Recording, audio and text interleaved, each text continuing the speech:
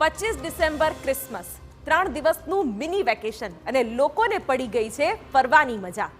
દેશ સહિત ગુજરાતના ફરવાલાયક સ્થળોએ એટલી ભીડ જોવા મળી કે ન પૂછો વાત। પછી તે સ્ટેચ્યુ ઓફ યુનિટી હોય કે ગીર, જૂનાગઢ હોય કે સાપુતારા, દરેક જગ્યાએ માનવ મહેરામણ જાણે કે ઉમટી પડ્યું છે। ખાસ તો વાત કરવામાં આવે તો વિશ્વની સૌથી ઊંચી પ્રતિમા એટલે કે સ્ટેચ્યુ ઓફ યુનિટીની, જે હવે પ્રવાસીઓ માટેનું ફેવરિટ ડેસ્ટિનેશન બન્યું છે। ત્યારે નાતાલના મિની વેકેશનમાં સ્ટેચ્યુ ઓફ યુનિટી ખાતે પ્રવાસીઓનો જમાવડો જોવા મળી રહ્યો છે।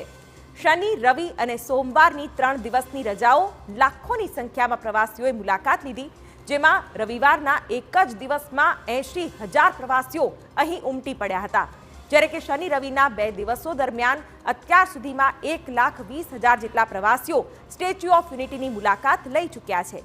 ત્યારે નાતાલ હોવાથી સોમવારે પણ સ્ટેચ્યુ ઓફ યુનિટી ખુલ્લું રખાયું, જેમાં માત્ર ગુજરાતીઓ જ નહીં પણ દેશના દરેક છેડેથી પ્રવાસીઓ આવી રહ્યા છે।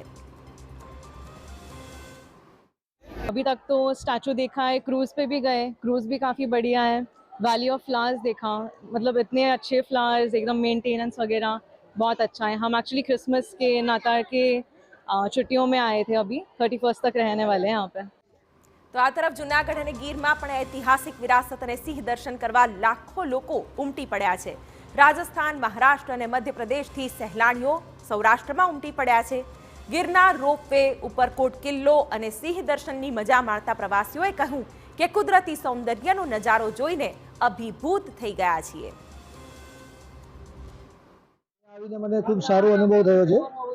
અહીંયા ગીર શાસનમાં સારા એવા અમને પ્રાણીઓ અને એનિમલ બધા જોવા મળેલા છે અને બીજું અહીંયા અમને ખૂબ મજા આવી।